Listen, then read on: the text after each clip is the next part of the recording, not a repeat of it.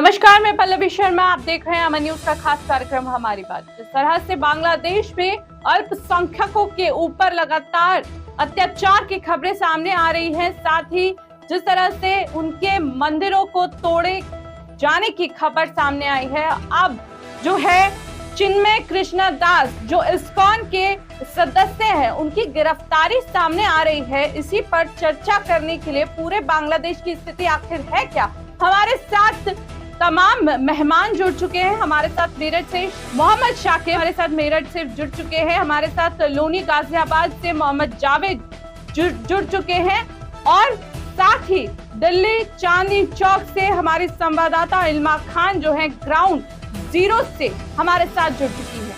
आप सभी मेहमानों का स्वागत। और सबसे पहला सवाल मैं जावेद जी से लेना चाहूंगी, बांग्लादेश की स्थिति को किस तरह से वो देखते हैं, किस तरह से अल्पसंख्यकों पर अत्याचार हो रहा है, उस पर वो क्या कहना चाहते हैं? जी पल्लवी जी, अगर बात करें अल्पसंख्यक की तो उसमें तो पीड़ित हो रहे हैं। और पहली बात तो बांग्लादेश के अंदर जो भी माहौल बना है वो एक राजनीति का है। राजनीति उसको हाथ सेक रही है, रोटियां सेक रही है उसके ऊपर। बाकी अल्पसंख्यक जो पिस रहा है वो एक राजनीति के कारण पिस रहा है। मेरा कहना ये है। मेरा सवाल आपसे यही है कि बांग्लादेश की स्थिति को देखते हुए आप क्या कुछ कहना चाहेंगे, क्योंकि अल्पसंख्यक जो वहाँ पर हिंदू है उन पर अत्याचार किया जा रहा है, ये किसी से छुपा नहीं है। जिस तरह की खबरें आ रही हैं उनके धर्म स्थल को मैडम देखिए, तो मैं आपको बता दूं, ये तो सबको पता है कि गलत हो रहा है। इस टाइम पे बहुत ही गलत हो रहा है, लेकिन ये तो सरकार को देखना चाहिए। जनता अपना जो उनसे मदद हो रही है वो कर रही है, लेकिन इसमें सरकार की कुछ नाकामी हो रही है जो ये काम हो रहा है। जी सरकार, क्योंकि भारत की सरकार की आप बात कर रहे हैं मेरे ख्याल से। जी आप भारत सरकार की बात कर रहे हैं। जी मैडम। जी भारत सरकार, आपको बता दें कि अभी हाल ही में बैठक हुई है, लेकिन भारत सरकार को किस तरह के कदम उठाने चाहिए उस पर भी प्रकाश डालना जरूरी है। आपका कोई सुझाव? मैडम मसला ये है, जब भारत सरकार कदम उठाएगी, जिस तरीके से काम हो रहे हैं तो गलत ही हो रहे हैं, और ये बिल्कुल खिलाफ हो रहे हैं, बिल्कुल गलत हो रहा है के साथ जो भी हो रहा है। जी लेकिन ये सरकार को कोई कदम ऐसा उठाना चाहिए कोई जिससे चीजें रुक जाएं। लेकिन सरकार तो खुद चाह रही है काम होए, भारत सरकार खुद चाहती है काम होए। साकिब भाई, भारत सरकार ने तो साफ साफ कह रखा है कि जितने बांग्लादेश है हिंदुस्तान भाई लोग सीधा हिंदुस्तान में आए। अरे तो जावेद भाई, हिंदुस्तान में आने के लिए भी तो वो चाहिएगा सारी चीजें। अब उन पर कुछ है नहीं तो कहां से आ जाएंगे? तो ये सरकार हमारी जो है हिंदुस्तान सरकार, भारत सरकार जो दावे भर रही है कि हमारे हिंदू भाई लोग फंसे हैं वो हम हिंदुस्तान में लेके आएंगे, वो कुल की छूट है और उनसे दबाव बने। तो दरबार देखिए, सुनिए, आने के लिए भी तो कुछ चाहिएगा, नहीं चाहिएगा या वैसे आ जाएंगे अब बातों में? तो उसका मतलब है हमारी भारत सरकार कुछ नहीं कर रही। देखिए, सरकार कहीं ना कहीं तो नाकाम हो रही है, जिसलिए इतना दंगा फसाद सारे काम हो रहे हैं। उसके बाद भी एक तरफ तो सरकार ये करिए, ठीक है जी आपका स्वागत है, आप आइए ये करिए, लेकिन उनको बस कुछ होगा जब तो आएंगे।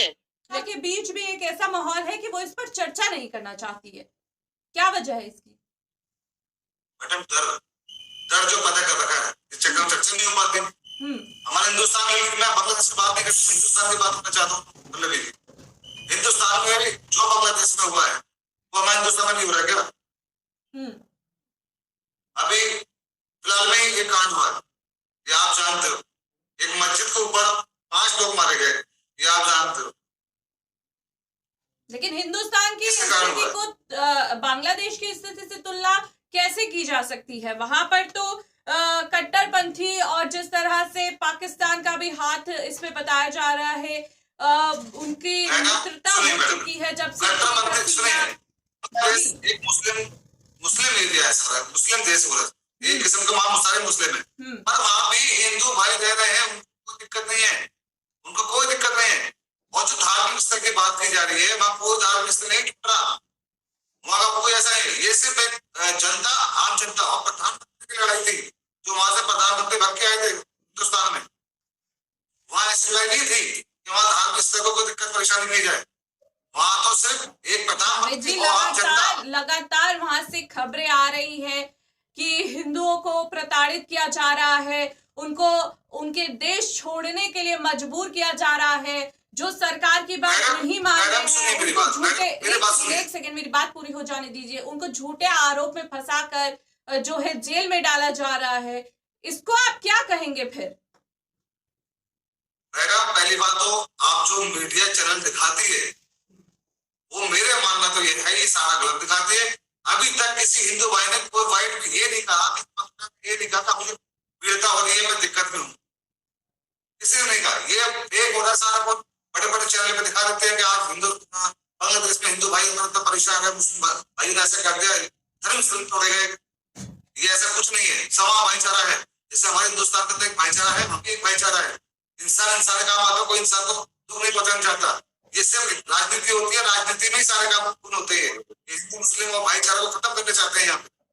अब आप जावेद भाई ये देखिए क्या मामला चल रहा संभल में, संभल में देख लीजिए आप स्थल जो है उनको भी टारगेट किया जा रहा है। आप खुद देखो सोशल मीडिया पे कितना लोग धर्म स्थल को लेकर बात करते हैं। चलिए, जनता के बीच हमारी संवाददाता पहुंच गई हैं। हम जनता से ही इस बात का जो है जवाब लेना चाहेंगे कि वो असल में ये हिंदुओं को प्रताड़ित करने का मामला सही है या फिर ये फेक न्यूज चलाई जा रही है। इल्मा जी, आप जनता के बीच पहुंच चुकी है। जी, मैं यहाँ चांदनी चौक पर पहुंच चुकी हूँ। जैसा कि आपको पता है, लगातार यहाँ पर खबरें हमारे सामने आ रही है कि बांग्लादेश में जो हिंदू है, अल्पसंख्यक है, उन पर हमले किए जा रहे हैं, उनके धार्मिक स्थलों को तोड़ा जा रहा है। और मैं इस वक्त यहाँ पर चांदनी चौक पर मौजूद हूँ। यहाँ पर जनता इकट्ठी हो चुकी है। मैं यहाँ पर इन जनता से ही सवाल करूंगी कि क्या कितनी सच्चाई है और कितना इस बात में सच है और कितना इस बात में झूठ है। जी भैया, आप कहाँ से? मैं यूपी से। जी, जो बांग्लादेश से खबर हमारे सामने आ रही है कि बांग्लादेश में हिंदू और अल्पसंख्यकों पर हमले किए जा रहे हैं, इस पर आप क्या कहना चाहेंगे? मैडम, मैं तो बांग्लादेश में तो बाद में जाऊंगा, पहले तो संभल जाएंगे ना। संभल नजदीक है, बांग्लादेश तो दूर है हमसे। संभल पर तो ये आ रहा है कि जो संभल में मस्जिद है उसको पर ये निशाना साधा जा रहा है कि ये पहले मंदिर था और अब ये मस्जिद है। ऐसे तो लगातार मुद्दे उठे जा रहे हैं, लेकिन फिलहाल जो बांग्लादेश है, बांग्लादेश में कहा जा रहा है कि जो वहाँ के इस्कॉन के जो ब्रह्मचारी है उनको भी गिरफ्तारी की गई। उस पर आप क्या कहना चाहेंगे? तो गलत है कि ऐसे थोड़ी ना कि भाई आप मतलब अल्पसंख्यक को वहां दबाने की कोशिश करोगे तो ये कहीं पे भी हो, ये गलत है। संभल की भी घटना गलत है और बांग्लादेश की भी घटना गलत है। पर मैं तो ये कह रहा हूँ कि पहले आप तो संभल पे डिबेट करो ना, संभल का टॉपिक उठाओ, बांग्लादेश का टॉपिक क्यों उठा रहे हो? बांग्लादेश से खाने को मिलेगा क्या? हमें संभल से, हमें तो यूपी से, हमें तो दिल्ली से खाने को मिलेगा। यहाँ के टॉपिक उठाओ ना आप।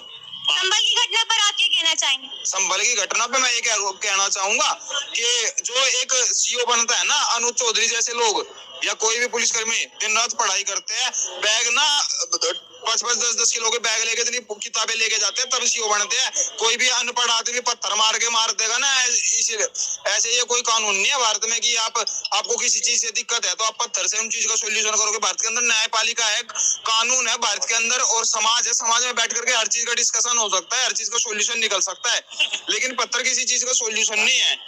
आगे यहाँ पर लगातार मंदिर और मस्जिद को लेकर की मुद्दे क्यों उठाए जा रहे हैं, इस पर आप क्या कहना चाहेंगे? मैं देखो, मंदिर मस्जिद के मुद्दे मैं ये कहूंगा कि पक्ष और विपक्ष दोनों तरफ से उठाए जाते हैं। मुद्दे उठाना गलत नहीं है, क्योंकि राजनीति में हर तरह की राजनीति होगी, लेकिन उस राजनीति में जब नेता लोग इन्वॉल्व हो जाते हैं ना और वो समाज को गलत दिशा में ले जाने की कोशिश करते हैं, वो समाज के लिए खतरनाक है, वो समाज के लिए गलत है। ये चीजें नहीं होनी चाहिए समाज के अंदर। क्या इन मुद्दों से सरकार को कोई फायदा हो रहा है? क्या इससे मैम देखो, सरकार क्यों अपने लिए इन चीजों से फायदा चाहेगी? क्योंकि सरकार को तो लोग चुन रहे हैं ना। सरकार तो अभी चुन के आई है 2024 के अंदर, तो सरकार का तो कोई रोल ही नहीं है इसमें। मेन रोल तो विपक्ष का होता है, क्योंकि विपक्ष कोशिश करता है कि वो किस तरह सत्ता में वापसी करे। ये तो विपक्ष को टॉपिक चाहिए होती है कि जैसे जावेद सर ने कहा कि बांग्लादेश जैसा माहौल हिंदुस्तान में भी देखने को इस वक्त मिल रहा है। क्या ये सही है? क्या यहाँ के लोग भी ऐसा मानते हैं? जी पल्लवी जी, मैं इससे पूछना चाहूंगी कि जो बांग्लादेश जैसा माहौल या भारत में भी देखने को मिल रहा है, इस पर क्या कहना चाहेंगे? मैम, बांग्लादेश जैसा माहौल मैं खुद का बता दूंगा। उत्तर प्रदेश मुजफ्फरनगर से बिलोंग करता हूँ और 2013 के अंदर मैं वो माहौल वहां देख के आया हूँ कि बांग्लादेश जैसा माहौल की शुरुआत उत्तर प्रदेश के अंदर, इस देश के अंदर किसने की थी। आज हम इसके लिए बीजेपी को दोषी नहीं ठहरा सकते। 2013 मुजफ्फरनगर हम झेल के आए मैम, और जो गांव छोड़ के गए थे और जो गांव में मरे थे, जो भी घर बारी जिनके खाली थे, वे भी हमारे भाई थे। हमने देखा है दोनों समुदाय ने उस चीज को झेला है। तो कहीं ना कहीं शुरुआत तो बहुत पहले से हो चुकी है इस चीज की, लेकिन हाँ आज उत्तर प्रदेश में फिर भी इस चीज में बहुत लगाम है। उत्तर प्रदेश का आज एक भी जिला ऐसा नहीं है कि जहाँ दंगा आप दिखा दो कोई किसी भी जिले में। हाँ, ये जो घटनाएं है ये होती रहती है, और इन पर भी मुझे योगी जी पर पूरा विश्वास है। उन्होंने साफ कहा है कि जो पत्थरबाज है वो आपको सड़कों पे झाड़ू लगाते दिखाई देंगे, चाहे पत्थरबाज किसी भी धर्म किसी भी समुदाय से हो, वो सड़कों पे आपको झाड़ू मारता हुआ दिखाई देगा और कानून अपना पूरे अच्छे तरीके से। वहाँ पर पुलिस भी तो फायरिंग करती नजर आ रही है ना मैम। अब तक की जितनी जांच आई है ना, मैंने जितना न्यूज चैनलों के माध्यम से देखा है यूट्यूब वगैरह पे, तो जितनी मुझे नॉलेज है मैंने यही देखा है कि जो लोग वहाँ पे मौत हुई है, जो वहाँ गोलियां मिल रही है, वो 312 के कट्टे की मिल रही है। 312 का कट्टा पुलिस ने रखती मैं। अब इतनी भीड़ है, वो पत्थर फेंक रही है, वो दंगा कर रही है, अब उसमें क्या पता किसकी कोई पर्सनल रंजिश है, क्या मामला है, तो जांच हो। सीसीटीवी में तो दिखाई दे रहा है कि पुलिस वाले फायरिंग कर रहे हैं, उस पर आप क्या कहना चाहेंगे? वो तो साफ है ना मैम। अगर उनके ऊपर पत्थर बरसाए जाएंगे तो अनुज चौधरी का साफ बयान है, पुलिस में कोई भर्ती जो है ना, सीओ भाई से पूछना चाहूँ 315 के बोरों कहाँ मिला है? एक बता दो, एक वीडियो दिखा दो मुझे। पुलिस ऐसा मार रही है, पिस्टल की गोली और सीधी लग रही है, 5 लोग मार दिए वहाँ पे, और धारा 144 लगी थी वहाँ पे। नारेबाजी का मतलब है, और एक पक्ष सुनेंगे कहीं? अरे मुस्लिम पक्ष का तो कोर्ट में गए नहीं, एक पक्ष में करके और सुबह 6:30 बजे भेज दिया जाओ, और नारे लगाते हुए जा रहे। जहाँ पे धारा 144 लागू हुई थी वहाँ पे नारेबाजी का क्या मतलब है? कौन से संविधान में लिखा हुआ है ये बताइए हमें। इनकी पट भी इतनी, ये बताइए आज सुप्रीम कोर्ट में क्या हुआ है? सुप्रीम कोर्ट ने क्या करा है? सर जो पत्थरबाजी और भाई को की गई है, क्या भाई ने कौन सी पत्थरबाजी वीडियो करना सही है? अनुज चौधरी है ना, जो अनुज चौधरी है, उसके बारे में भाई पूरी पढ़, वो मुजफ्फरनगर का ही है। मैं आपसे पूछना चाहती हूँ कि वहाँ पर जो पत्थरबाजी की गई है, वो पत्थरबाजी करना वो सही है? तक की विवादों में घूम। एक बात सुनो, पत्थर कहाँ गिरा है? पत्थर कहाँ बरसा? साफ दिखाई दे रहा है वहाँ पर पत्थरबाजी की मैडम बात सुनिए, आप अच्छे से एक बात सुनिए, पूरी बात। मैंने पढ़ रही ये सरकार करवा रहा है जानबूझ के, कैसे करवा रहा है? अभी जो यूपी का अंदर बहुत सारा इनको जवाब देना है, इसलिए दंगा करवाया। 10 बच्चा जल के मर गया हॉस्पिटल के अंदर, इसको जवाब नहीं है। मुंह पे टेप लग गया बाबा जी का। जो शिशु मरे हैं, ठीक है, वो किसके धर्म से आता है? ये देखोगे आप, वो शिशु है जो अच्छे से दुनिया नहीं देखा, 10 बच्चा हॉस्पिटल में जल के मर जाता है। योगी जी को टारगेट और कौन करवा रहा है? मैडम बात सुनिए, आप ये चुनाव के माहौल चल रहे थे ना, चुनाव के माहौल के अंदर आप क्या कर रहे थे? माहौल गर्म होता है मैडम, सुन लीजिए। आप एक दिन पहले सर्वाई करवा देते हो, चुनाव से एक दिन पहले। चुनाव जीतने के बाद क्या गांधी से चुनाव जीता, कट्टे का बलपूर्व में चुनाव जीता, ये जवाब देना है आपको, इसलिए दंगा करवा रहा है। और अच्छे से सर्वाई हो चुके हैं, उसके बावजूद आप दोबारा क्यों जा रहे हो? सुन लीजिए सर, आप 10 दफा जाओ सर्वाई करने के लिए, कोई दिक्कत नहीं है। सर फिर उसका असर चुनावों पर क्यों नहीं? अच्छा एक बात सुनिए मैडम, कोई भी सनातनी भाई अगर दिल में हाथ रख के बता दे, मैं इस मंदिर में जाके बेफालतू में अगर अल्लाह अकबर का नारा लगवा रहा हूँ, ये मुझे बर्दाश्त कर लेगा? बताइए ना। बर्दाश्त कर सकता तो मैं भी मानूंगा, वो भी मैं बर्दाश्त करूंगा।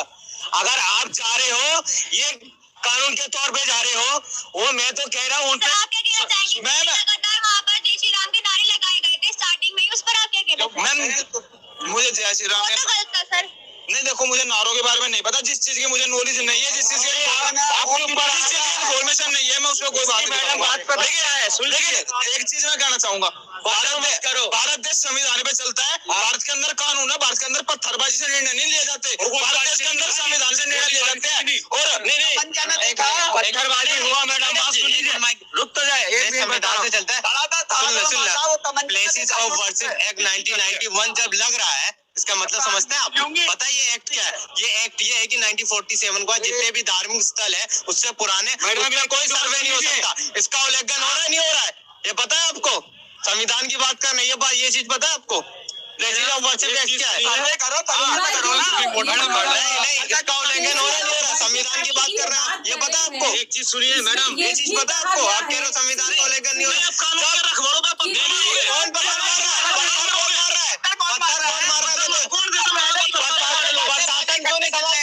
मैडम बात सुनिए,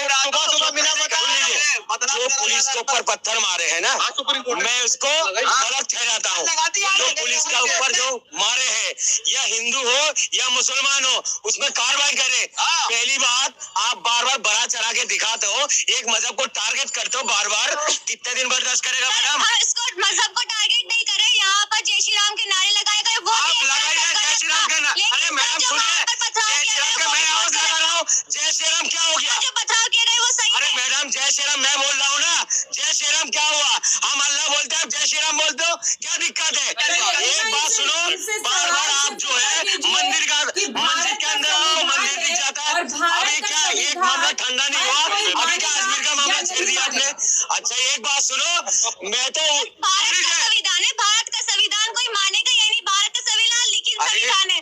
मैडम संविधान से देश चलेगा, गुंडागर्दी से संविधान नहीं चलेगा। चलेगा, ये पत्थरबाजी करना अच्छा गलत था। मैडम एक बात सुनिए, संविधान का माने नहीं हमने। बाबरी मस्जिद का बहुत बड़ा मामला था, कितने लोगों को बहुत बड़ा मसला था हमारा देश के लिए। हिंदू ने, मुसलमान ने, सारे ने क्या करा, दिल के अंदर थाम के इस बात को लिया है। फिर भी आपने एक पक्ष में बात करा आस्था के बुनियाद पे, फिर भी हमने खामोश रहा नहीं रहा। लोगों ने बोला खून की नदी बह जाएंगे, मच्छर भी मारा दिखा दो। अब बार बार आप छेड़ोगे, छेड़ने से क्या होगा? हमारे देश का माहौल खराब होगा। सही बात, माहौल खराब होगा मैडम।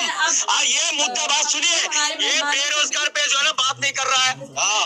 जावेद जी, जिस तरह से यहाँ पर तो बांग्लादेश की नहीं संभल की बात ज्यादा हुई है। संभल में लोगों का कहना है कि संविधान है तो वो सबको मानना पड़ेगा।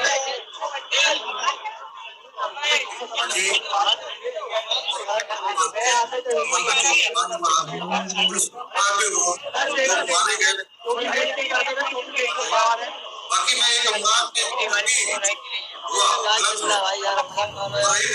की बात, ये पत्थरबाजी बहुत गलत है।